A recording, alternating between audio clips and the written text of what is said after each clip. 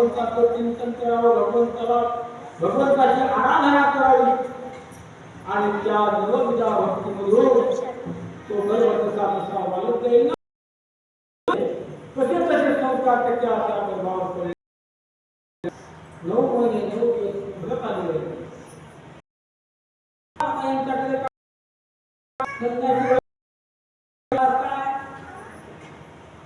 पण तिथे आता तिला वाटलं स्त्री पाहिजे, बालंतपण करण्यासाठी स्त्री पाहिजे, म्हणून एक म्हातारी मुली आणली. एक म्हातारी मुली आणली काय ना आता मावसून तुला केला. आणि हे स्त्री कोण आहे, तुझं तर लग्न झालं नाही आणि कधी आणली तो इथं. तेव्हा मावशी ही आपली हिरण्यकश्यपूची पत्नी आहे, दयाळू माता आहे.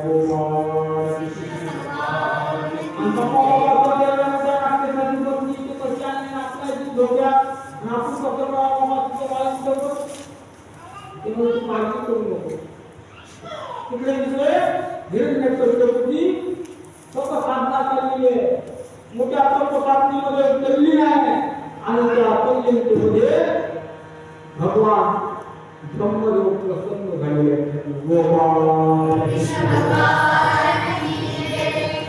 प्रसन्न झाले पुन्हा कोण भेटले फुलं झालं फुलं घ्या भगवान प्रसन्न प्रसन्न झाले आणि या प्रसन्न हो मात्र सिंहाच्या पाय पाहिजे. इथे 9 महिने 9 दिवस भरत आलेले आहे, याची तपश्चर्यामध्ये फळाने आलेली आहे आणि त्या तपश्चर्यामध्ये ब्रह्मदेवाला वरदान मागायला सज्ज झालेला आहे. माझं मरण तर नाही झालं पाहिजे, तुम्हाला द्यायचं असेल ना मी मागतो ते द्या. आपण जे लागलं ते मागतो, पण त्याची इच्छा हे मागण्याची होती, मला हे पाहिजे, मी अजरामर झालं पाहिजे.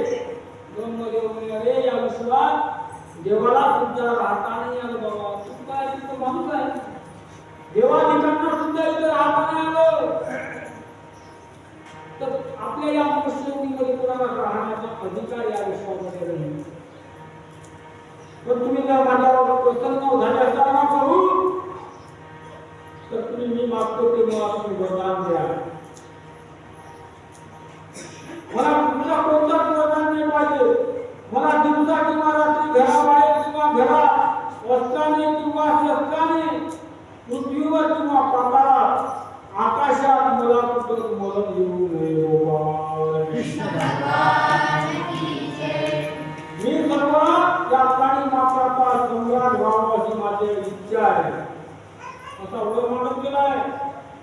हा जगून याने अमरपणा अजिंक्यपणाच्या ब्रह्मदेवाला मागून घेतलेला आहे.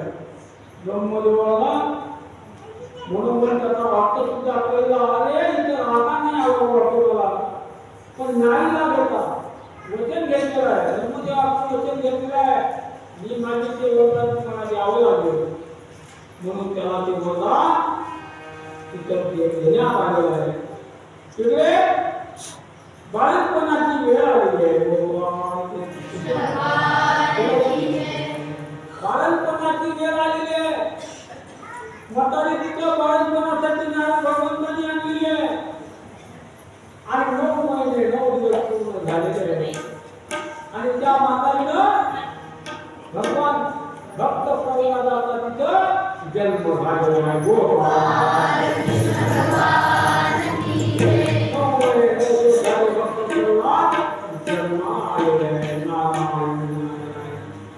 Oh